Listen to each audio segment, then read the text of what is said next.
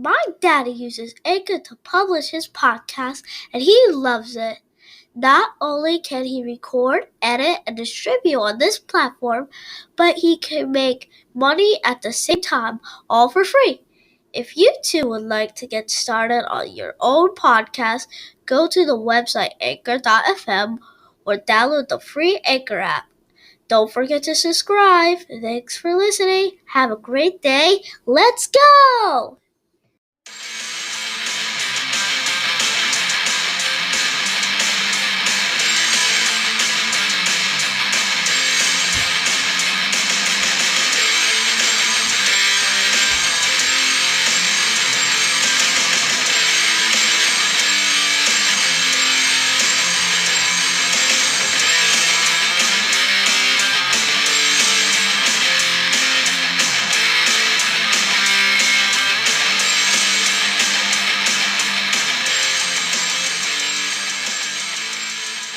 Welcome to another episode of Third Eye Podcast, the podcast that is dedicated to creating open dialogue regarding any and all difficult topics.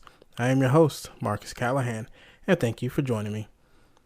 On this week's episode, we talk to a new friend of mine, Mr. Chase Hill, and he will be discussing his new non-profit called Rate of Recovery.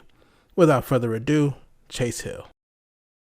Welcome to Third Eye Podcast, man. I'm happy you're on with me. I'm glad to be here. I mean, it's kind of a rough environment when you're talking about like media exposure and like, media platforms, because there's so much out there now. But, I try not to devalue any of those independent media platforms, and I try to exclusively appear on them to give the support, I definitely appreciate it. Yeah, there are so many out there. You're totally correct about that. So how are you doing these days with COVID and everything? Well, COVID was actually the catalyst that started all this. I work in food service. I've been in restaurants for like 15 years. I've run restaurants. I've done all that good stuff.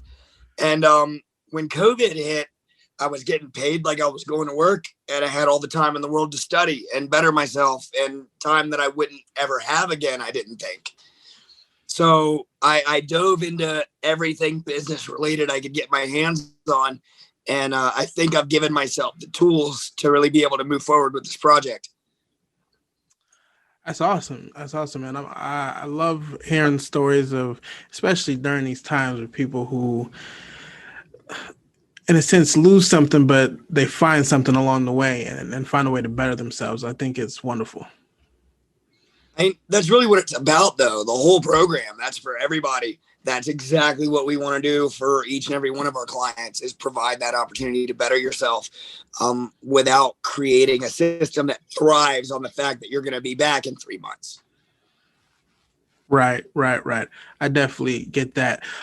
So for all of the people who will be listening to us, explain to us a little bit about what you're about and what your background is.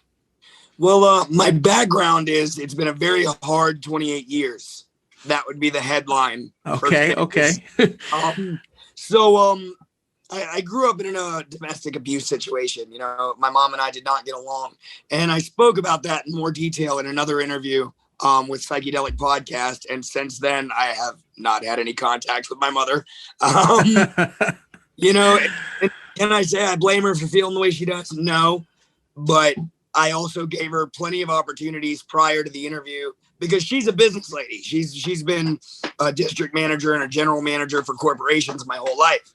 So right. I really valued her input on this, and I was trying to involve her from the start, and I kind of got put on the back burner, and she blew me off like she had more important things to do with Lowe's. So she had every opportunity to be a part of planning for that interview and just declined. So there's that.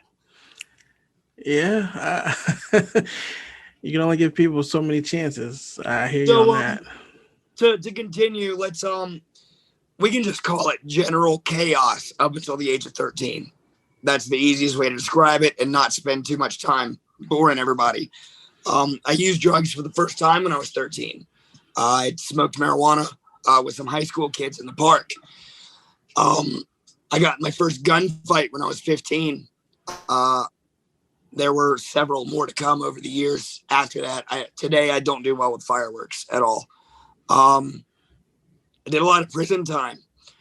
And during that prison time, I got gang affiliated. I was expecting to do a lot more time than I ended up doing. I was an STG. I earned the right to call myself an Aryan, although I cannot, I'm not making any claims that I'm a member of the Aryan Brotherhood. Let's make that very clear. The Aryan Brotherhood is the top of the food chain in that world. Right. And every now and then someone is allowed to call themselves an Aryan who is not an Aryan Brotherhood member. And, I found myself in that situation.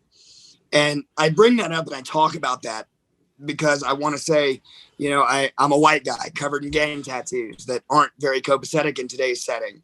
And, I'm talking to you, a person of color with his own independent media platform and a drive to do better. And I have hired my counseling coordinator, Kendall Butler, is a Black Lives Matter activist. And what I want to illustrate is that we have a lot of extreme viewpoints coming together now who are able to say, you know what? Like, I've learned something that is contrary to my previously held opinion. Mm-hmm. And because of what I've learned today, I can put that previously contrived opinion to the side and focus on healing our communities. Absolutely, man. I 100% all about that. That's what my whole podcast is about. Being able to have the difficult conversations, even if something might offend you, being able to step outside yourself, have the difficult conversations, and move forward. Yeah, I mean, I just think that it sends a message that a tattooed Aryan is able to say, this is my friend Kendall Butler. Regardless of what we do, we're agreeing that the problem in our community that we need to address today is just an agreed upon uniform thing. Like, people are suffering, whether you want to say, oh, people are suffering because of systematic racism or because of this or because of that, regardless of why you think it's happening. The fact of the matter is we have people on the streets. We have people coming from prisons, a large percentage of them people of color. And, I'm not saying that to illustrate any point other than, that's kind of created a stigma with white people. You know what I mean? Yep. I definitely understand that. Not only are you someone that doesn't look like me, I also have that stigma now that you're a drug addict and a criminal. So, like, it's a double whammy. But the thing is, this doesn't just happen to people of color. This happens to everybody. Mm-hmm. And I don't think that this is a racially exclusive issue. That revolving door of jail is there for everyone because everyone gets, generates the same revenue for the state when you're there. True. They don't get more money because you're black, But I think it sends a really strong message that, people from these opposite worlds can join hands and agree that this is why our community's sick. Our community's sick because there's not enough opportunities. Our community's sick because 83% of people who get out of prison return in the first 9 years. Our community is sick because I don't have the exact numbers, but I don't think I need to prove it when I say that the overdose numbers are going up every year. That's information that everyone agrees on already. This is what's happening. People are dying. People are unable to sustain themselves. People don't have pathways to become productive members of society. And what Kendall and I have been talking about, to kind of switch gears, though, is this idea of spectrum representation. He and I had a really good conversation where, I said, Kendall, like, can I be honest with you? Like, you were with me before the tattoos. You know who I was going through all this and everything. But, like, can I be straight up without you being offended? And it's always been a thing with me and him, like, just shoot straight. I said, I can't relate to you at all, Kendall. I have no idea what it's like, growing up as a black man in America and all the things that go along with that. So, and at the same time, maybe you can, maybe you can't, but I don't think that you're able to relate to someone who's grown up being the color I am and lived in 26 different states, went to 19 different schools growing up, and I went to 5 different high schools. So I don't have a sense of home or worth, and I don't think you can relate to that either. So realizing that there's things about our lives that we can't relate to was actually the first step into this spectrum representation process. It is his job to essentially ensure diversity among our counseling staff. And I'm not talking about skin color here. I'm talking about walks of life. I need a gangbanger who has turned their lives around. I need someone who went to college, hurt their back, and like they ended up on prescription pills. You know, I need somebody, and I can find these people that fit these descriptions, no problem, just through an interview process, because most addiction counselors or reentry counselors have had previous experience with, you know, suffering from addiction. But I think that that's going to be the difference in our program, is that we are focused on the spectrum representation idea and being able to find someone, whoever it is, that can relate to your personal experiences. That's really awesome, man. And yeah, I think it's wonderful that you guys are doing this, trying to find people who can relate to specific circumstances, because I think they're able to be helped in a better manner that way. And yeah, I think that's wonderful, man. I mean, that's just really the goal. I mean, the goal here is to create productive members of society out of people who wouldn't ordinarily have a chance, out of people like me, out of people like Kendall, out of people like my very good friend Armstead Harris, aka Junebug. And actually, I got a funny story. I know Junebug from jail, and you know, I already mentioned that, you know, I'm affiliated where I am, right? And you know, I was talking about a guy in the kitchen, and it was a white guy. You know, I was telling my neighbor, I was like, dude, like, I'm really getting ready to crack this guy. I mean, not only is he stupid, but he looks like a damn chimpanzee. So Junebug overheard the last part. And I got tattoos I got. And Junebug is a very large man, you know, but like it's jail, so you got to do what you got to do, worst case scenario. But I'm like, I'm really not trying to do that. If we could talk this out, maybe we can, you know. And I remember approaching him in the kitchen the next day, like, because I was like, I need to figure this out, man. Like, there's no, I mean, if we're gonna get about something legitimate, you know, that's one thing, but this is a misunderstanding. Let's go see what we can do. I said, hey, Junebug, can I talk to you for a second? Oh, dude, he got up like Floyd Mayweather. He's like, oh, yeah, sure, what's up? And my light flashed before my eyes because the guy's like Black Arnold Schwarzenegger. And I'm like, hey, man, look, I just want to be really clear. Like, you know, that wasn't what you thought it was. I want you to take a walk with me. I want to go show you who I was talking about. And I walked him across the kitchen to the guy on the line I was talking about. I said, it was this motherfucker right here. And I pointed right at him, this weirdo. He's the one I'm talking about. And Junebug looks at him, looks at me, and then goes, oh, yeah, all right. He looks like a damn chimpanzee, and walked off. He's like, all right, yeah, you got that. That's funny, man. So, I mean, we've been cool ever since. I mean, he's a very intelligent, very well-spoken guy. He's nothing but a joy to talk to. But he's also, like me, he's one of those guys who's just been in and out of the system his whole life. He's never really had an opportunity. But, you know, given like guys like that, when I go to investors, I can't really put them in a position of seriousness because, you know, they don't have, I have people with degrees on my team, you know, I got to make it work. But what I talked to him about was coming on board as a case manager, which would mean he would help people like get a driver's license, work out legal appointments, or you know, whatever, those kind of stuff, those basic everyday living stuff that you need to do to reassimilate into society, because he's gone through it so many times. He knows how to do it. So I think that life experience will be an asset. And I think if I gave him some time, a couple of years down the road, I'd like to get him certified and see him as a counselor on board is ultimately where I'd like to see him. Yeah, that would be real cool, man. So the program that you're speaking about, that's Raider Recovery, correct? Absolutely. Raider Recovery Project. Awesome. So where did you come up with that name? Well, it's actually a little bit of an inside joke, but I'll go ahead and let you in on it. This all started as a joke. A friend of mine had called me and said, you know what, we should open a restaurant. And I said, oh yeah, that's a great idea. Open a restaurant during COVID, you know, that's going to go fantastic. But, you know, I was going through a rough time emotionally. So I just needed something to take my mind off of it. Right. So I'm like, okay, sure. I'll drop a business plan and see what's up. Just for giggles. And I'm sitting there and I'm thinking, and I'm like, you know what? Hold on. This is wrong. Let me go back and dig through my notebooks. And I pulled out something I'd been working on for recovery houses, and but it was all a political idea at that point. It was more of like proposed legislation to reform the recovery house model. But then I realized, who gives a shit about proposing legislation? Why don't I just do it? And I said, Mary, we're talking about the wrong shit right now.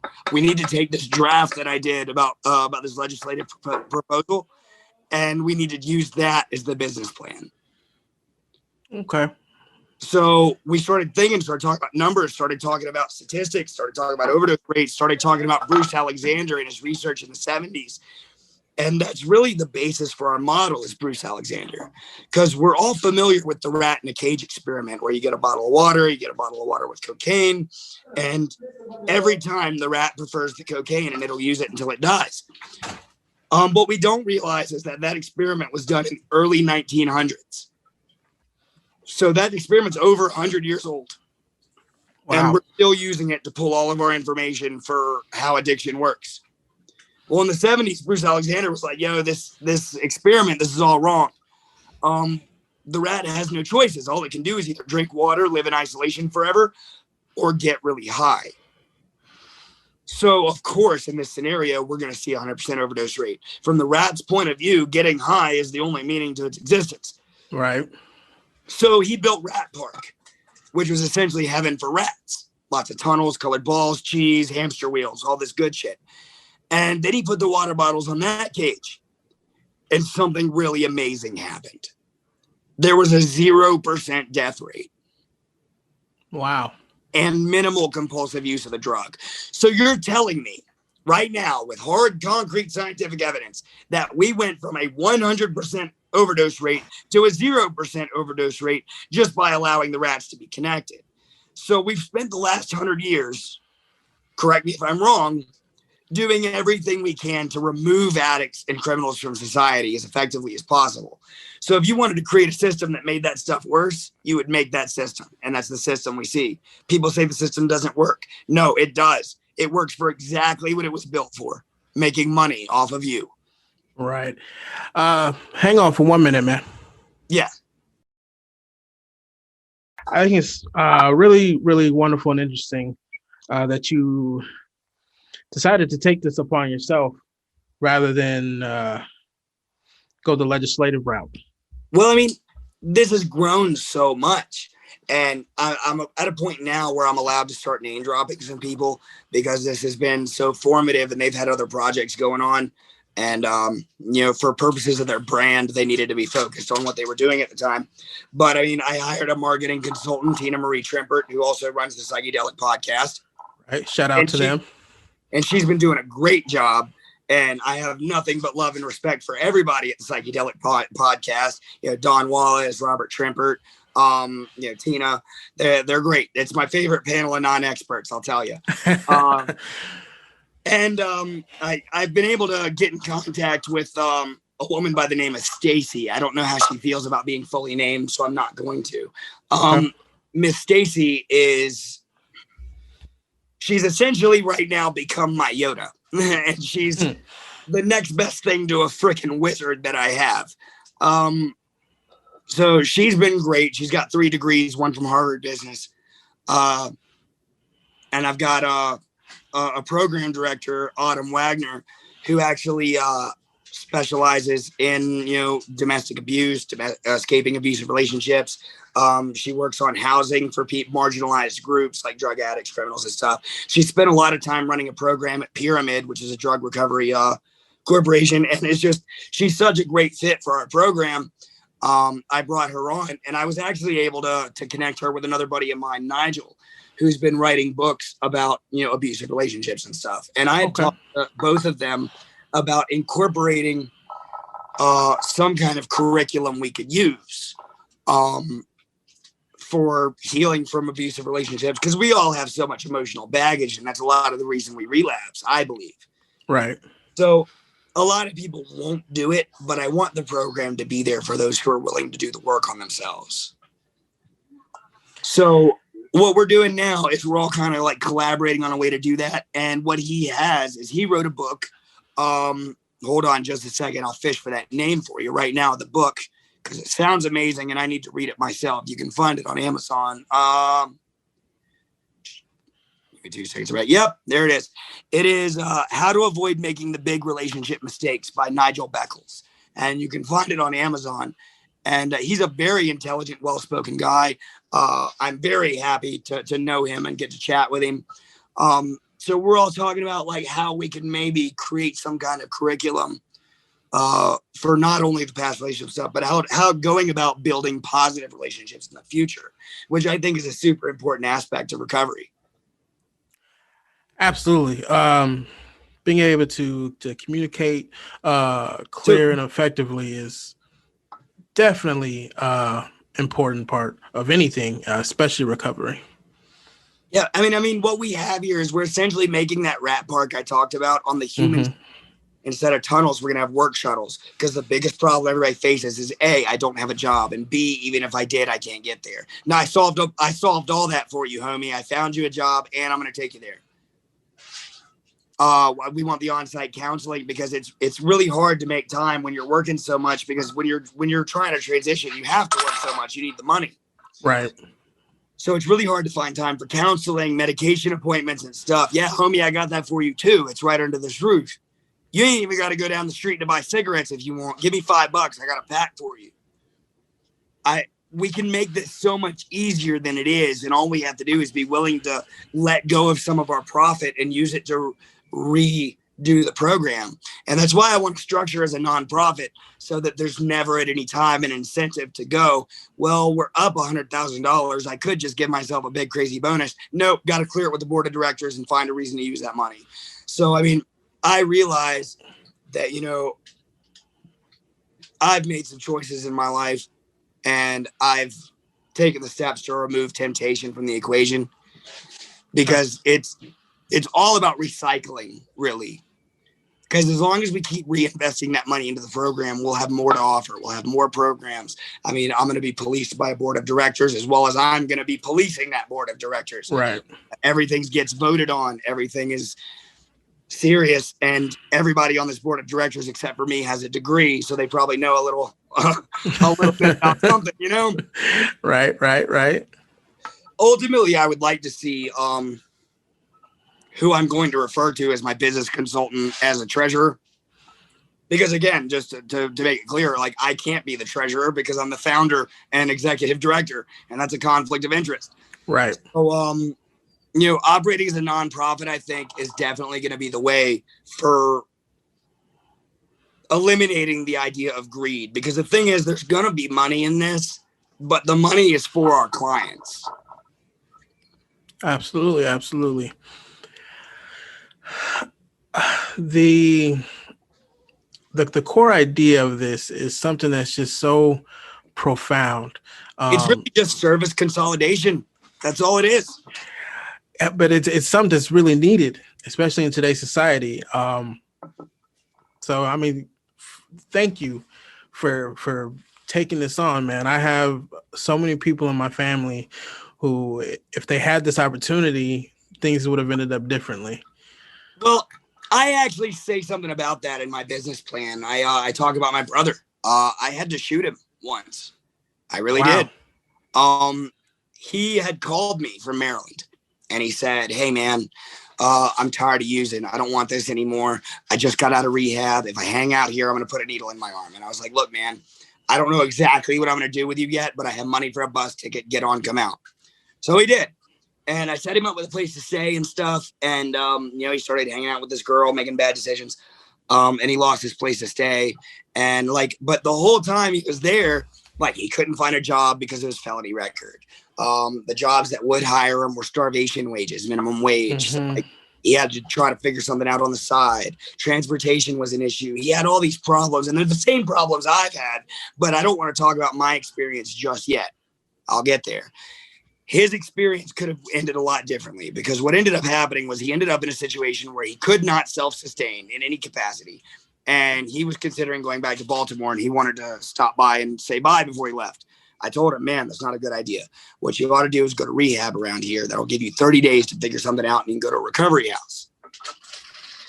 And apparently it's a little harder than that with all the waiting lists and stuff that there are. So he didn't even really have access to the help he needed when he got here because of the waiting list scenario, and as well as services not being available that he desperately needed. Now, personal responsibility plays a lot into what happened next. I'm not blaming the system for what happened next, but I'm saying if our program existed and he had those opportunities, the following may not have happened. Okay. So he came over to leave. He's relapsing. He's eating Klonopins and he's drinking. And I'm like, look, you've got to go. This is not what I signed up for. This is not okay. You have to leave. I don't know where you go. I don't know what to tell you, but like, this is not the way. He broke back into the house later, intending to end his life with one of my rifles. And when I heard someone break in downstairs, I went downstairs with a shotgun because I'm from Louisiana. I'm not. Yeah, let's go, homeboy. All right, playboy, you broke into the wrong house. And then I see Rob, and I'm like, yo, Rob, put the gun down now. And he looks back at me, he goes, you're not going to shoot me. I said, I will if I have to, Rob. Please put the gun down. Please put the gun down now. And then he started loading it. And I said, Rob, this is the last time I'm telling you. And he said, you're not going to shoot me. I said, oh, yes, I will, Rob. And then he started turning around. And he did something other than drop the gun. And when you're in that moment, I had to make a choice. I had to go, I can take my chances that he's bluffing and I could end up shot in the neck and go to the morgue. Or I can take my sure bet right now, save both of our lives and just shoot him in the shoulder so he drops the gun. Right. So that's what I did. I pulled the trigger. I didn't want to have to make that choice, but that's the situation I was in. And I can't help but feel like if Rob would have had access to the proper counseling, medications and stuff that he desperately needed, but because of insurance and stuff, insurance problems couldn't get, I don't feel like any of that would have gone that way. Now, again, he made his own choices. He chose to do those things. But what I'm saying is those choices stemmed from a place of, I don't know what else to do. Right. So realizing that, just let me give your brother a job, man. Let me take him to work. Like, let me get your brother into a counseling session. Let me take him to a meeting. Let me be our brother's keeper so that things like this don't have to happen for him to get the help he needs. Because the shooting is the only thing that catalyzed him being able to go back to rehab and skip the waiting list because he was coming from jail. So going to jail was the only way that he could quickly get what he needed without being on a waiting list for 4 months. That's crazy. It doesn't have to be like that. No, it doesn't. Most people lack the conviction to do what you did. And like you said, you probably saved your life and his life. It was, like I said, I got in my first gunfight when I was 15. So I'd been around the block by now. And I also had gotten in a lot of trouble with my brother growing up. And I also know what he's capable of. So when you're in that and you understand the body language of someone who's about to shoot you or attempt to anyway, and you also understand the capabilities of the person wielding the weapon, especially in the mental state they're in. I mean, look, I hate for things to have to go that way. Like, men should be able to talk shit out. It shouldn't go like that. Right. But I'll tell you what I told the judge and what I told Rob. If I could go back in time to that exact same moment, I would shoot you again. I bet, yeah. Because I mean, look what happened. He straightened his life out. He started a business. He's out doing good things now. But it's not that I'm putting stars in my crown and saying, oh, me shooting him is what fixed him. What I'm saying is that situation is what was necessary for him to get the help to get to that point. Right. And it shouldn't be that way. I agree 100% with that, man. Which that makes what you're doing even more spectacular, man. I don't think anybody really realizes how much work I'm doing. I work about 100 hours a week on this, and I don't get paid a cent. That's crazy. That is all something. Our donations stay right in the business fund for whenever we're buying property and stuff like that. There's for right now, like my phone bill is 160 something bucks. And I definitely have that in the business account to cover it. But guess what? That's not my money. Right. That's I'll get a salary when we open and we're doing this shit. You don't succeed without putting in the work and making the sacrifice. And that's just the time period we're in now, is the sacrifice time. Absolutely. And there is no time like the grind. That's when you find out what you're really made of. I mean, really, to be honest with you, if even if like 1,000 people watch this, if everybody just went to that description, click that PayPal and just send $1, like that would be astronomical for us. Especially all the paperwork we're having to file. Right. Well, we will definitely have that PayPal link in the description so people can go and donate. This is something that I believe in. I think it's needed in today's society. So I would definitely make a donation myself. Yeah. It's just everyone agrees that being in recovery is okay and that mental illness is like okay until they have to deal with the symptoms of that. Right. And we're really trying to fight the stigma because, like, you know, if I were to ask you, Marcus, and I'm not saying anything bad about you, I think you're great and I love talking to you. But I could ask you, well, how do you feel about autism awareness? And, you know, the natural human response is going to be, oh, yeah, that's important. Mm-hmm. Until you're at Walmart and you see an autistic child having an episode and everyone does that little, you know, oh, okay. Yep. Exit left. And that's not what the child needs. So they're okay with it until they have to deal with it. And unfortunately, we can't afford to take that approach anymore. We have to deal with it. I agree 100%, man. And that is true in a lot of different aspects of life. Take racism for instance. You know, people say that they're not racist or they don't deal with it on an everyday basis, but when they actually have to deal with it, that's when they turn a blind eye, like, oh, I don't see it, it's not there. You know what? I just want to go out there and say this, and you know what? I'm going to be the one white guy that says it. You know, we hate hearing about white privilege because it singles us out.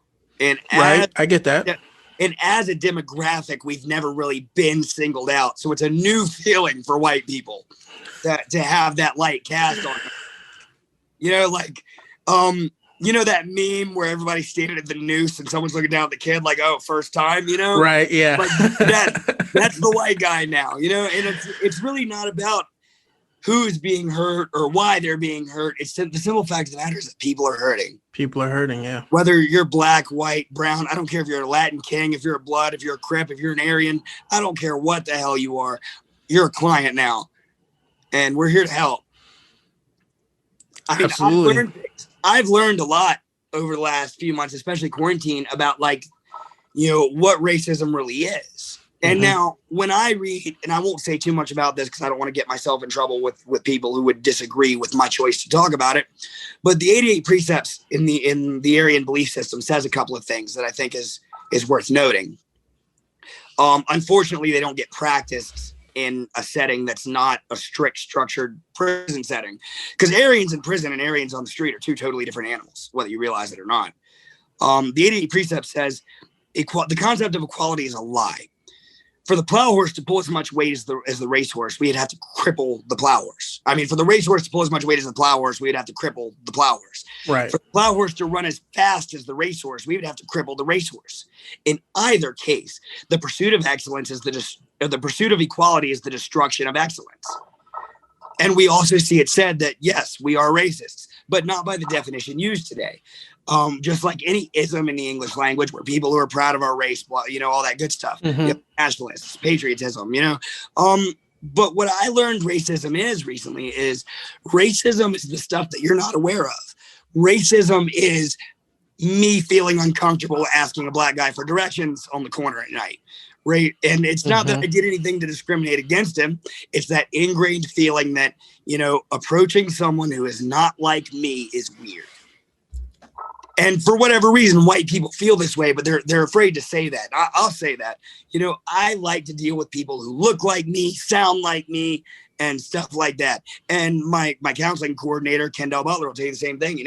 I like to deal with people that look like me. And, that's something that's ingrained in us as tribal social human beings, Absolutely. I agree with that. Because our DNA did not account for being able to travel all over the world and meet people.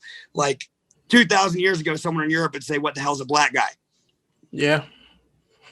So, this concept of racism isn't what we're all talking about. This concept of racism is something that's happening underneath the surface.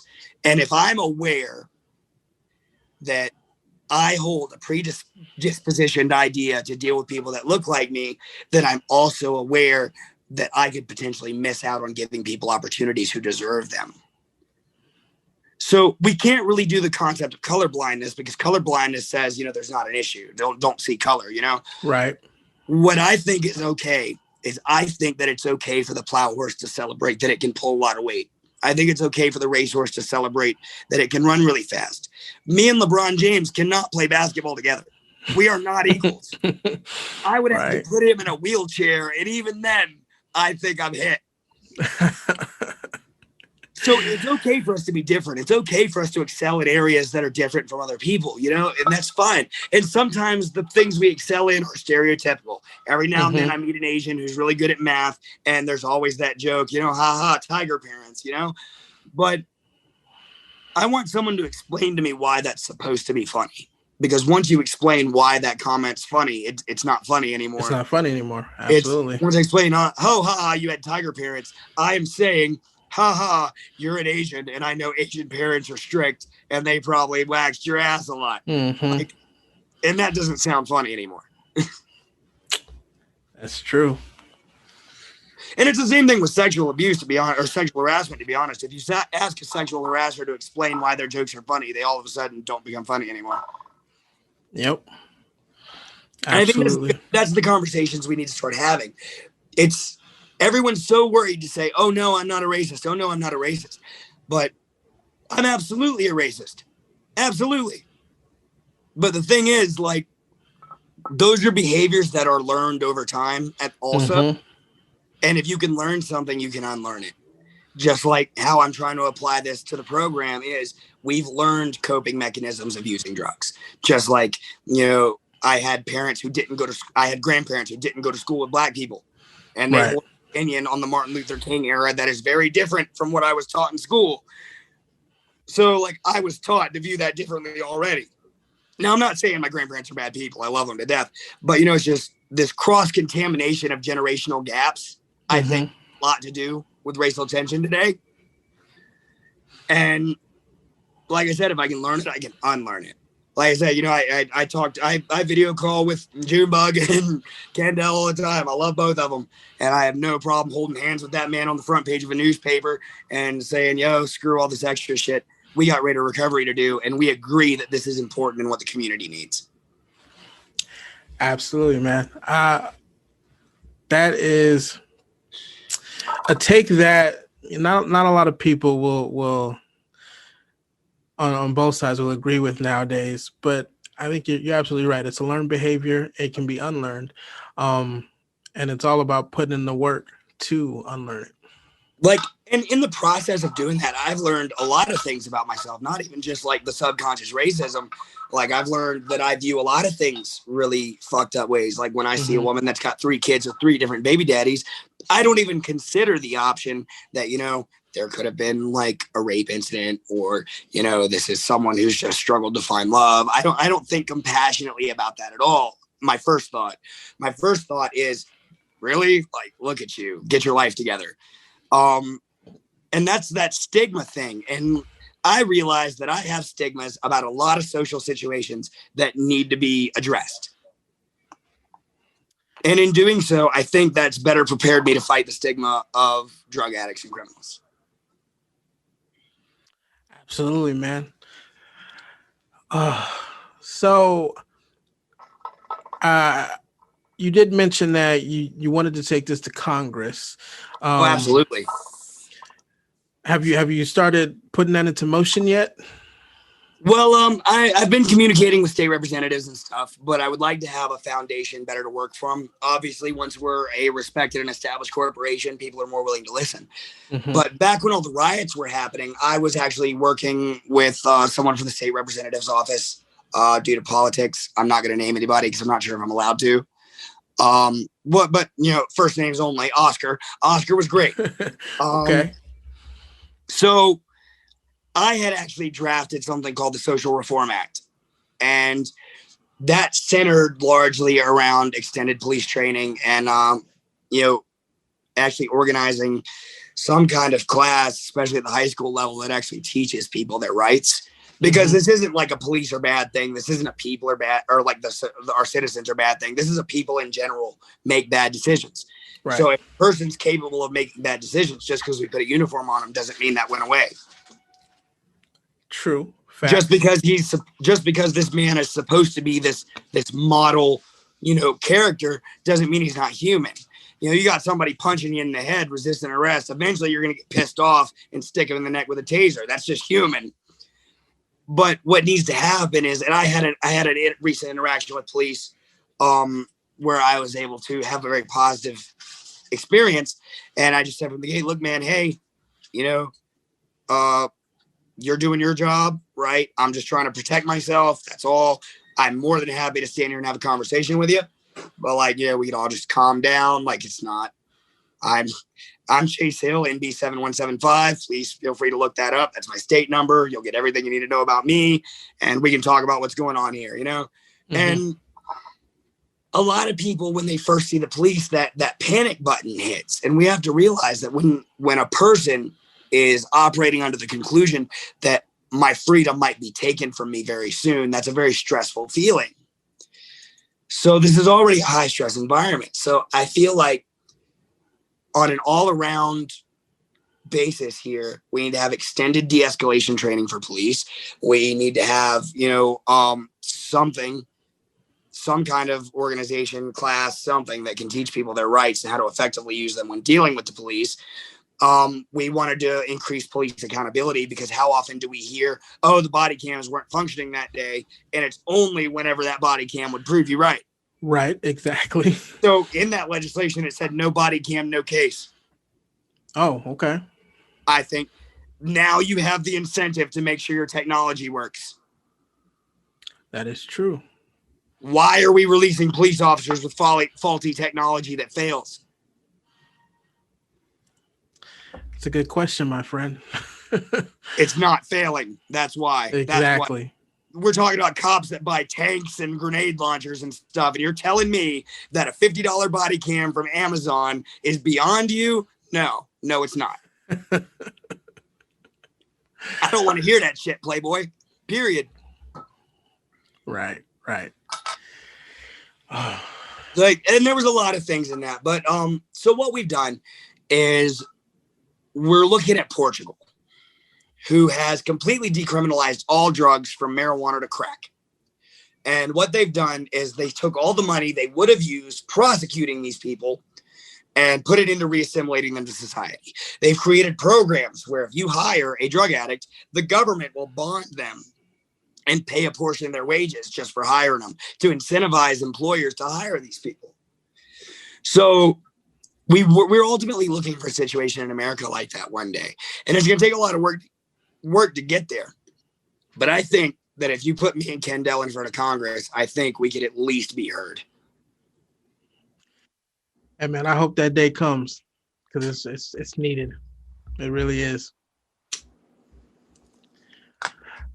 So with everything that's going on with COVID and everything, we're not allowed to gather in large areas. So a virtual convention has been birthed. Absolutely. You will be taking place in that? Right? Yes, I'm sponsoring the event, or I'm one of the sponsors. I'll be giving a keynote speech. I'll be participating in a little bit of a game later. I won't get too much into the details on that now, but it's going to be hilarious. I think it's going to be, we're taking the dating game from the 70s and 80s, and we're kind of sprucing it up a little bit. And I think we're going to have some fun with it. I got a buddy of mine, Mike Denny. who's expressed an interest to be involved. Very funny guy. I think it's gonna be really cool. And there's gonna be a I don't know if it's gonna be a surprise or not, so I'm gonna call it a surprise. We're gonna have a surprise celebrity appearance for the female. If Sean Dustin wants to disclose that information, that'll be up to him. But until then, I'll keep it tight. Absolutely. For the people who will be listening to this, the convention I am talking about is Indie Pods United. It's going to be one hell of an event, and I am looking forward to it. I will be doing an old personal friend of mine that I used to jam with in high school. I'm actually I hate to put stars in my crown, but there's only two things I can really brag about in this life. One's not appropriate for this show, and the other is my ability to play guitar. And I just remember I jammed with Sean back in the day, Sean Kirkpatrick. He'll be organizing a lot of stuff for us music-wise. Mm-hmm. And I reached out just on a whim, like, hey, man, like, is this something that's up your alley? And it absolutely was, and I'm really glad he's involved. As well, I have Phil Wagner from Phil Wagner Guitars, who's going to be participating. There has been rumors, I don't know how valid they are yet, about some members of 38 Special perhaps getting on board. Okay. My thing is, though, the convention's going to be amazing. But what I'm going to do after this convention, and what I'm trying to put together, and I think everybody's gonna really enjoy, is for the next one, because this isn't going to be a one and done thing. This is something we want to continue to hold. Right. I've been reaching out to rock stars left and right, and I've kind of been talking shit on Twitter, especially to Ronnie Radke, and I'm gonna go ahead and say how I feel here. Falling in Reverse is great, you know, like they're really good, they're really marketable, and they're really poppy and great. But I think it'd be a different ball game if we put all these rock stars who are able to write really well in an improv situation. So what I want to do is I want to try to collect some people who would be interested to do a live improv face-off, essentially. And what we would do is, if we did this, you know, everybody bet your guitar, and we would auction the guitars from the improv face-off at the end. And, you know, people are going to buy guitars Ronnie Radke played absolutely in a Facebook, in a improv contest. It'll be a great article from Guitar Magazine. Anybody knows a writer from there, please get me in touch. And it's for a good cause, you know. So, and I tell her, and whenever I'm posting on Facebook, I posted one where it's like, hey man, like, I'll bet my guitar on it, Pink Slips, like, and I sent him a video, and I don't know if he's scared or what, but I haven't heard back yet. But again, you know, just to be totally fair, he's a gold record artist, and I'm a nobody from a small town, so he probably doesn't have time for me. But the gauntlet is thrown nonetheless. I think I can take him. Absolutely, man. So before we close this out, tell people where they can find you and where they can get more information about this wonderful, wonderful project you got going on. So right now we are in the process of building a website, but I have since run into issues with web designers. So the website is kind of on hold, but we're active on our Facebook page, Raider Recovery.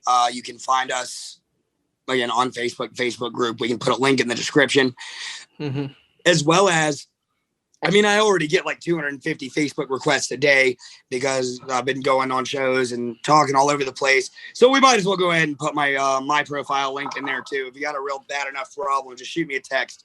Raider Recovery might not be open, but I will take your next step with you, whatever that looks like, and find where you need to go if you're really having a problem with this. Absolutely. You heard it. All right, well, Chase, I do appreciate you coming on and being a guest, man. And like, I appreciate you having me, man. Like, absolutely, man. Being able to share your audience, you know. Absolutely, man. And I would love to have you back on sometime. And I'd love to return. And you know, maybe we can just like make it about some social issues and leave the business stuff out of it next time. Absolutely, man. I'm all for that. I'm all for that. I think it would be a cool idea to get like a panel together. Like, you know, in the heart of this spectrum representation thing, get a Black Lives Matter activist, get me, get like I have a buddy RJ who did an internship at ESPN, and he represents a walk of life on his own. And I think if we can get all these people from different backgrounds to form a panel and have just a panel discussion about social issues and represent as many points of view as we possibly can. I think that would be cool just as a concept. Absolutely, yeah. I think that would be cool, and I think a lot of good ideas can be birthed from a situation like that. Yeah, actually, we're having a Zoom call here relatively soon about the convention and stuff, and just like bouncing some ideas around for games. I'd like to get you involved in that call because Mike Denny's going to be there, Sean's going to be there, like, and whoever else we can get involved to want to talk about this. I actually, funny story, I hit Sal Volcano on Twitter, and he actually answered me, and really, we talked about some stuff. That was really cool. But I'm pretty sure I just talked to a page manager or something. But either way, whoever the hell I talked to was a pretty cool person. That's cool, man. I would love to be involved, man. That sounds good. Yeah, I think the more platforms we put this on and talk about, and the more people we get involved, the bigger it's going to be. And I think we might be onto something. Like, let's just put Rate of Recovery to the side for a second. We're a sponsor, but with this Indie Pod convention thing, I think it's amazing that independent media platforms are coming together to support themselves, especially in a time when there's so much competition. Mm-hmm.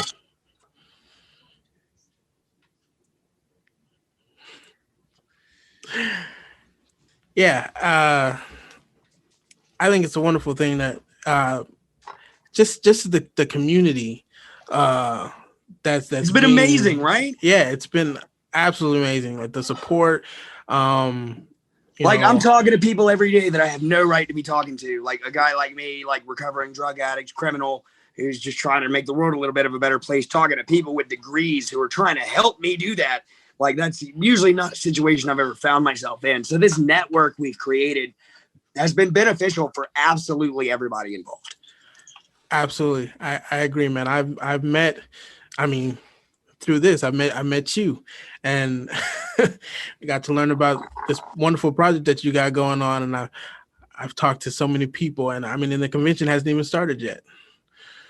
I know, right? If we can just keep this stuff going, I think we may not even have to have a convention. So much other stuff is happening right now. Yeah. But no, the convention's absolutely on. It's going to be a great time. Everybody come out and show your support. It's going to be a fun time, man. Absolutely, man. And I'm looking forward to it. I'm looking forward to everything you got going on. I don't remember if we said dates for it. So it's going to be 11/29 to 12/3 is the convention. And stay tuned for links. Absolutely. Stay tuned for links. 11/29 through 12/3. Indie Pods United. Look forward to that. And you can find that on Facebook too. We actually have a Facebook page for that. Absolutely. I will put the link in the description. And if anyone listening has their own podcast or something like that and you want to get involved, just shoot us a message. We'll get you something. You heard him. All right, Chase. It's been a wonderful pleasure having you on, man. I got to get up out of here, though. Absolutely, Marcus. You take care, and thank you again for having me on. Absolutely, man. I can't wait to do it again. All right. Good night, buddy. All right. Take care. All right, ladies and gentlemen. Thank you all again so much for your continuing support and listening. I cannot express how much I truly appreciate it. Thank you once again to my guest, Mr. Chase Hill, for coming on and speaking to us about Rate of Recovery. It is a wonderful program, and I wish it all the best, and I will do whatever I can to support and promote it. Stay tuned for more information on the virtual convention, Indie Pods United. I will release more information on that as soon as I receive it, but just know it will be from November 29th through December 3rd, and whatever information I do currently have, I will put in the description for this episode. I hope you all have a wonderful week, and I love you all. There's absolutely nothing you can do about that. Please remember, be kind to one another and love each other. Take care.